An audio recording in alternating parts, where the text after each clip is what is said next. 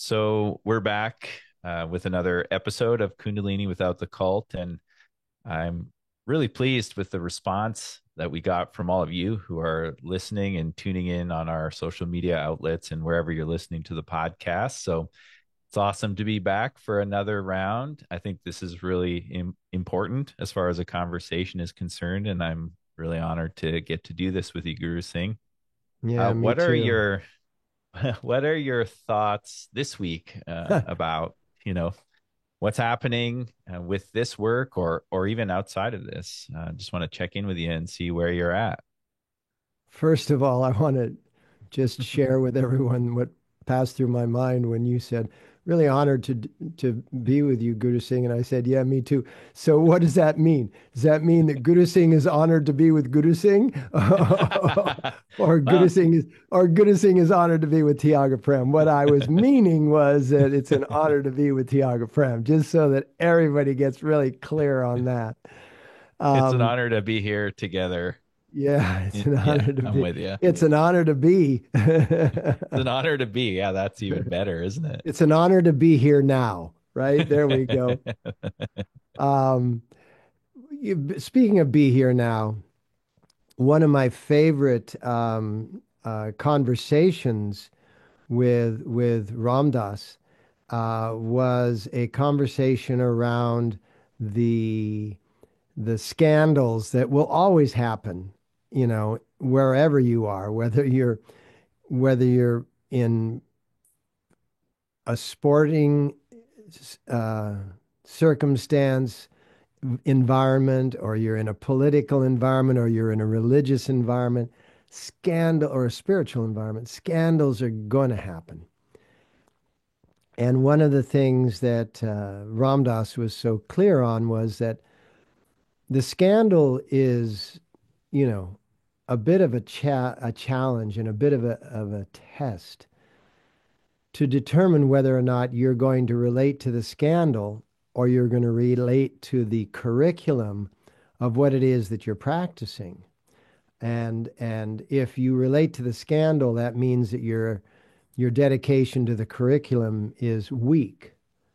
And if you relate to the curriculum, it means that your dedication to the scandal is not primary. It doesn't mean that you're ignoring the scandal. It means that you're not allowing the scandal to become your primary influence, that you're able to take a more holistic view of whatever it is and incorporate the scandal into that holistic view and recognize the scandal for what it is and honor those injured for what they've gone through, but don't let it denigrate and destroy the value that everybody was searching for anyway. Even the injured were searching for value in what it was that they were participating in. It just happened that they were part of the negative aspect, which is always going to be present in an infinite universe. Every moment and every point of space in an infinite universe has infinity. So it has everything within it, has every possibility within it. And that's kind of a paraphrase of what Ram Dass was saying when he was talking about your idols must fall, so let them down slowly, so that they don't take everything down with them. But and that's actually what I was wanting to have you and I talk about today. In that, there are so many aspects of our world and of our human life on Earth that have tremendous qualities within certain institutions, and at the same time, they have significant challenges that they have to face and overcome, and some of them over a very long period of time. Um, our daughter got both of her postgraduate degrees, both of her master's degree and her doctorate degree from Jesuit universities. And Jesuits are a segment of Catholicism. And, over the last decade or two, more actually, there's been revelation of the scandals within the Catholic faith, scandals within the structure of the church. And that doesn't mean that the formulas of Catholicism are bad or wrong. It means that there were some bad players, some bad participants in the process of Catholicism. And so that's kind of where it rests with me, is that in these, in Kundalini without the cult, you need to be able to go into the incredible value in the meditations and in the yoga and in the mantras of Kundalini without getting lost or destroyed by some of the stories that are obviously true. Not denying or doubting the stories, but what I am saying is that don't let them ruin, just like the Jesuit teaching system. I mean, there are so many Jesuit universities that are phenomenal. I mean, their dedication to education was really crystal clear. And they have tremendous value in the university system all over the world. And so being able to separate, it's like, the old cliche, or metaphoric cliche, separate the wheat from the chaff. And you have to be able to separate the nutrition from the waste, right? And eliminate the waste, acknowledge the waste, eliminate the waste, and acknowledge that fact that the waste was probably some of the carrying agent that brought the nutrition into the body. And in being able to do that, you're not rationalizing things that are very harmful. You're recognizing things that are very harmful, but you're not being overwhelmed by the harm. You're being respectful of those who have been harmed, and you're being quite clear about those who caused the harm. And then you move forward with that clarity and with that respect, and you continue to do the work. That's very stimulating to me at this time.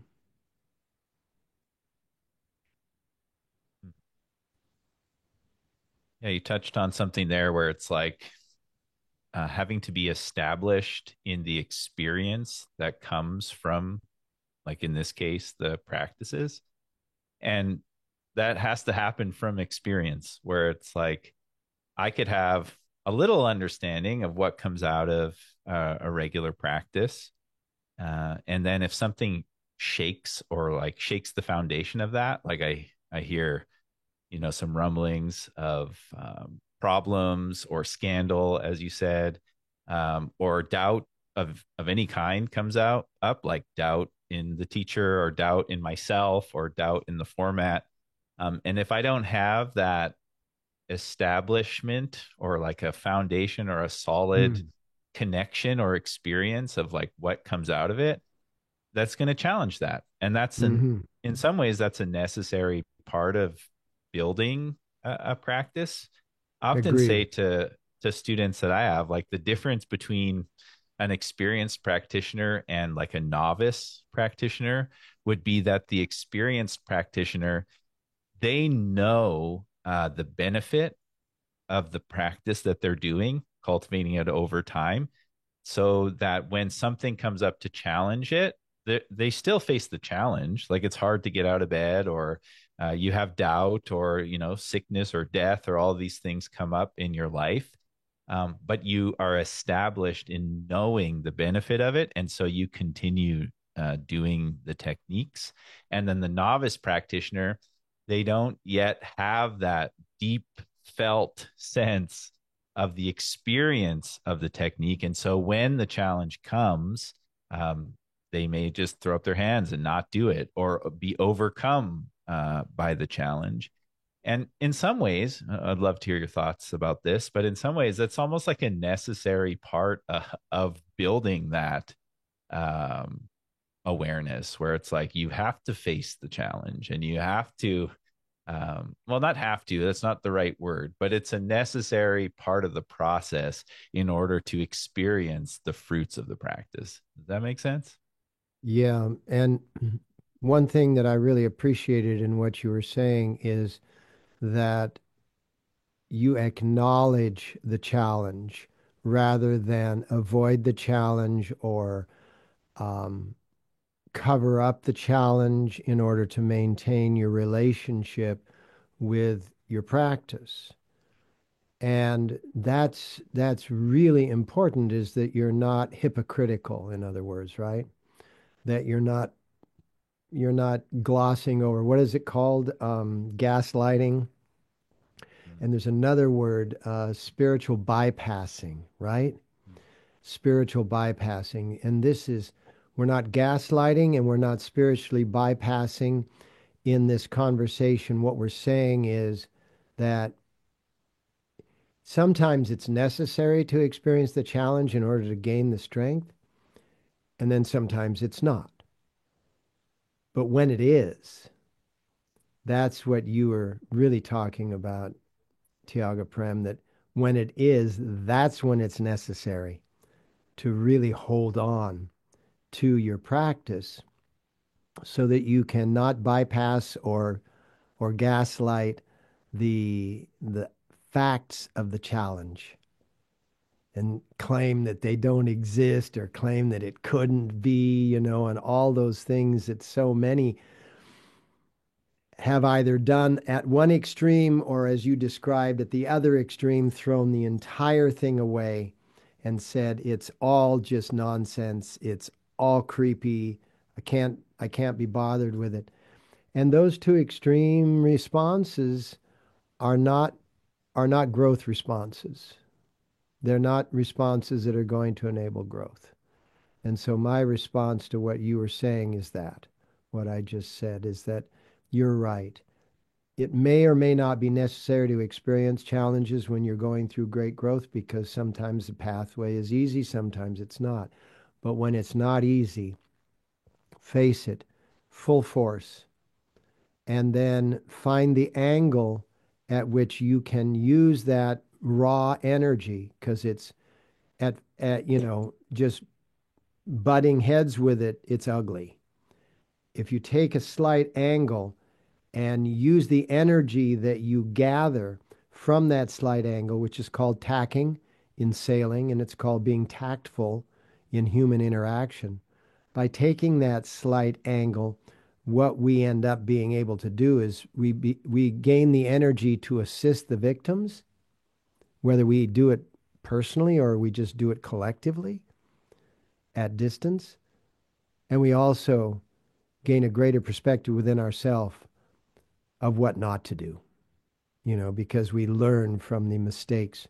Because I'll tell you, the old saying, right? Power corrupts and absolute power corrupts absolutely. And that's what we're looking at here is we're looking at, when a teacher gains absolute power over the student base, no matter who you are, you're going to face that horrific temptation. It doesn't mean that you're going to submit to it, but it's going to be there.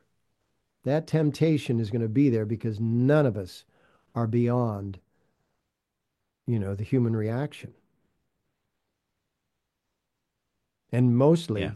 mostly you can take advantage of someone without knowing. I'm not talking about gross advantage. That is not even mistakable.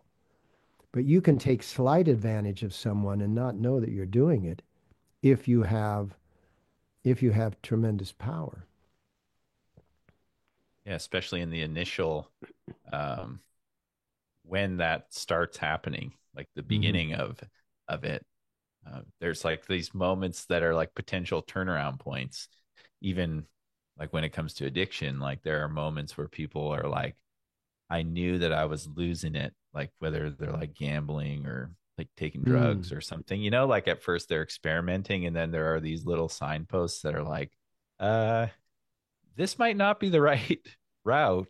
And This then might when you not be a start good experiment.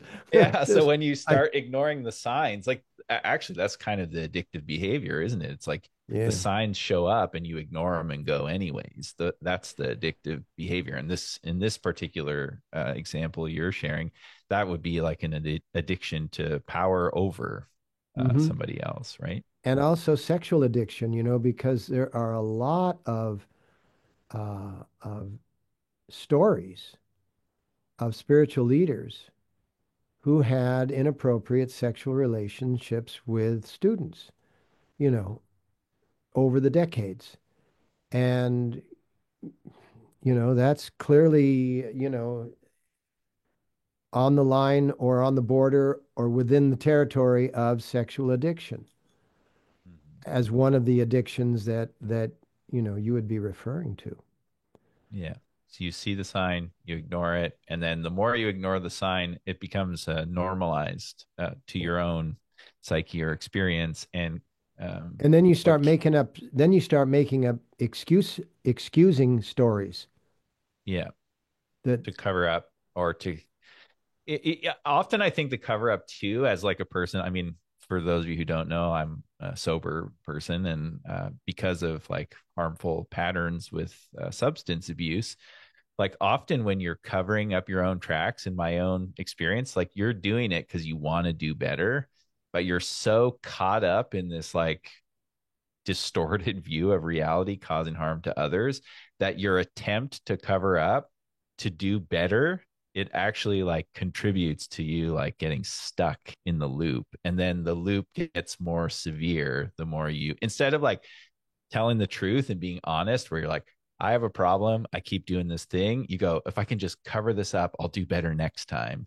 And then the mm, next time becomes more and more severe as you go. And mm. it's almost like cultivating a harmful practice, because you're like doing this thing that's creating this deep groove, and the groove is getting deeper and deeper, and you think, if I can just do this one little thing, then I'll do better. And it doesn't work like that. You got to like fess up, face the music, and then you can do better.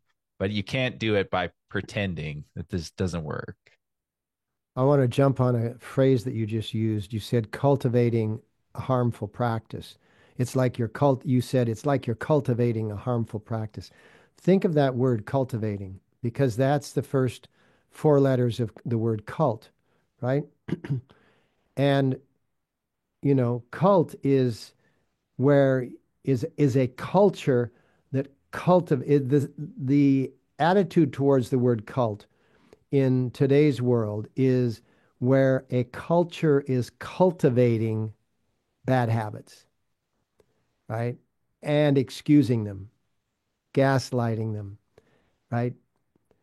Bypassing them, doing all of those things which you just described so eloquently, Tiago Prem, that, and what we're talking about in Kundalini without the cult is we're talking about, okay, we want to create a different kind of culture, and we want to create a different kind of cultivation where we face reality. I mean, for God's sakes, if Kundalini is the science of awareness, then for God's sakes, be aware, right? Mm-hmm. Be aware of the stuff that's going on, and don't be in denial, and don't be avoiding, and don't be covering up.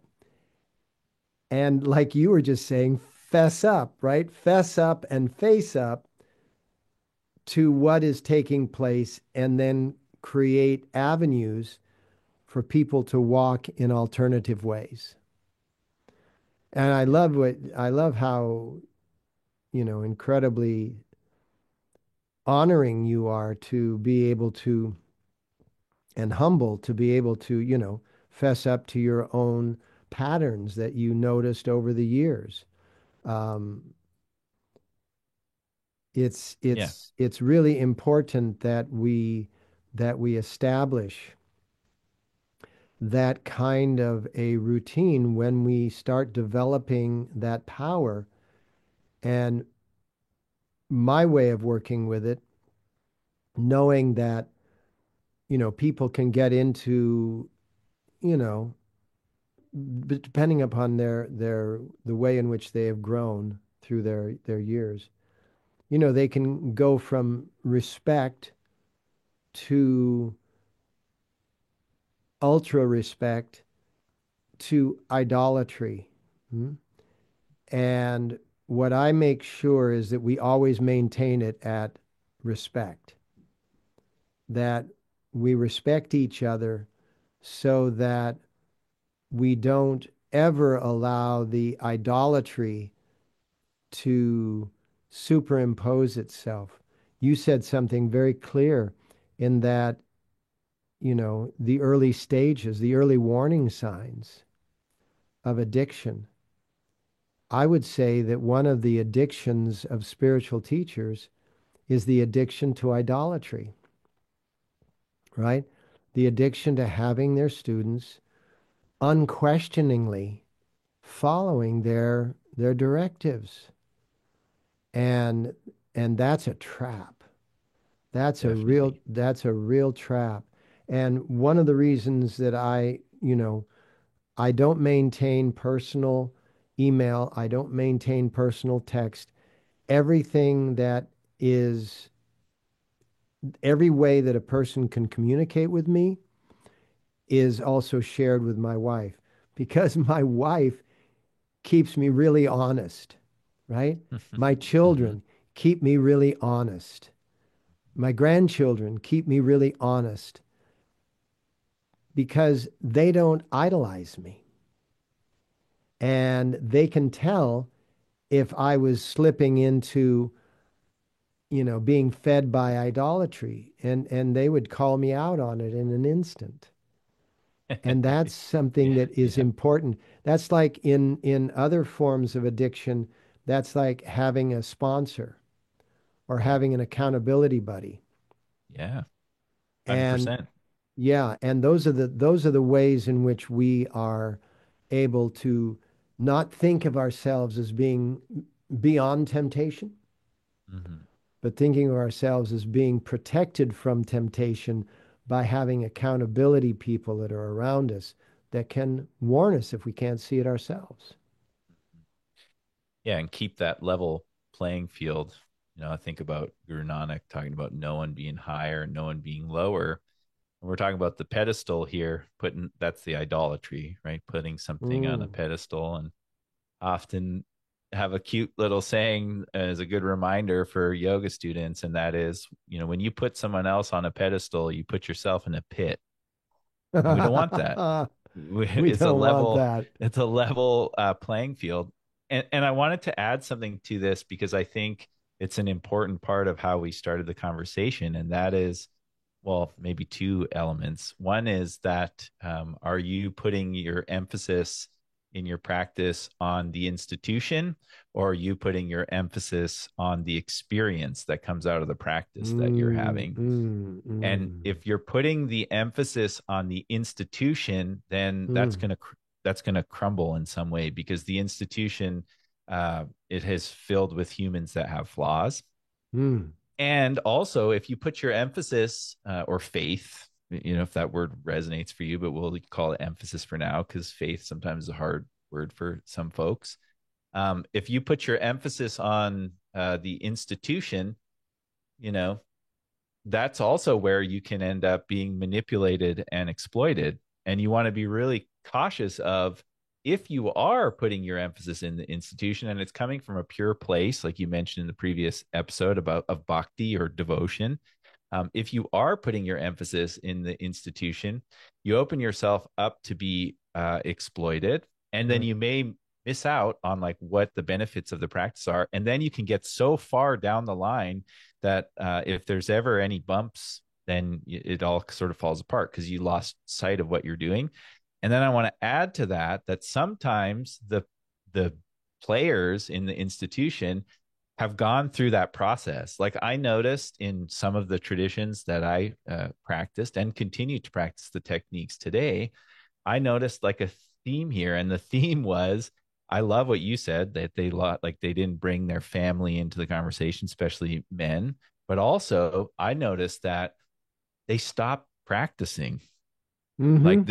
they were like being the institution and telling people like what to do and managing the Mm-hmm. money and managing who was coming and going and managing like what were the rules and the dogma and doing all this stuff. And you thought, were they doing the practice though? And like I noticed that there are folks who weren't. It's like they got so busy in the institution as the leader in the institution, and then they stopped doing the practice, which meant they stopped having the experience of the practice, and then started telling everybody not to question the institution.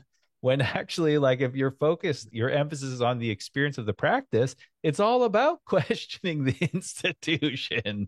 That's what the Absolutely. practice is for, you know? Yeah. So there's something there. I mean, I can't quite put it to words, but there's something happening there where it's this idolatry. The emphasis is on the institution, it's on the map or the technique, and it's not on the experience of you as a soul or connected to God or Okay. whatever Okay. Here's how you will satisfy your I don't know quite how to say it. You what you just said, right? Here's how you'll satisfy that. Let's tell it again. We told it, you told it the last podcast. Tell it again. The story of the cat on the leash. it is. Okay, I will tell it again. Essentially, the teaching goes like this: there's a uh, teacher who every time they teach, there's like a cat that is scratching and biting the students. And so they find a solution. They put the cat on a leash and they tie the leash to the tree. So when the teacher is teaching, uh, nobody gets bit or scratched, essentially. And then generations pass and generations pass. And then, there's another teacher and they're sharing the teachings. And one of the students says, I love all of the work that we're doing. I just have a quick question. How come every time you teach, we have to tie a cat to a tree? And it's And true. that's falling in love with the institution instead of You're right. falling in love with the teachings. Yes, that's exactly it. And I just think it's so important, and while we're talking about institutions, to remember that that's a two-way street, that the person putting the faith in the institution and not in their own personal experience of the practice, Yeah. that's a problem. And then the other side of that coin is the person who's putting the faith in the institution, even if it's them making up the rules and not putting the faith in their personal experience of the practice. It's two sides of the same Yeah. coin. Does that make Yeah. sense? It's Well, it like you totally makes lose sense. sight of, yeah, Yeah. go Well, it ahead. totally makes sense to me because, right, I was the instigator of Kundalini University and I was the instigator of the 13 Moons community. And one of the things that, we're working on at this very moment is that spreading the responsibility so that the institution doesn't just come out of one person.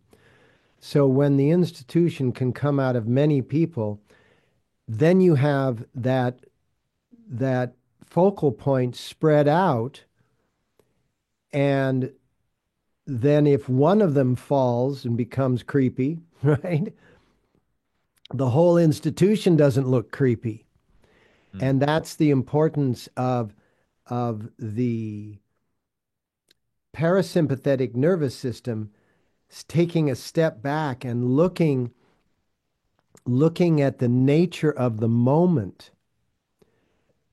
Like, what is really happening here? Well, the mission and the purpose of what it is that we're working on is not individual centric.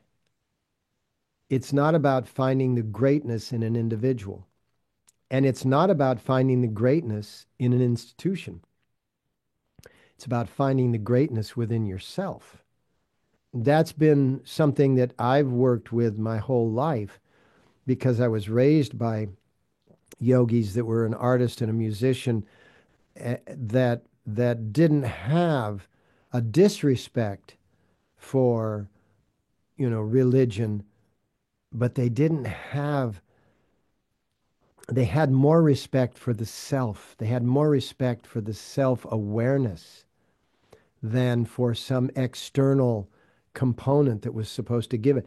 And so that's what we really are looking at here when we're looking at the opportunity to not fall into a cult nature, but to actually cultivate self awareness, self realization, and to create a community, a culture, to create a gathering of a global gathering of human beings that are all one just as powerful as the other.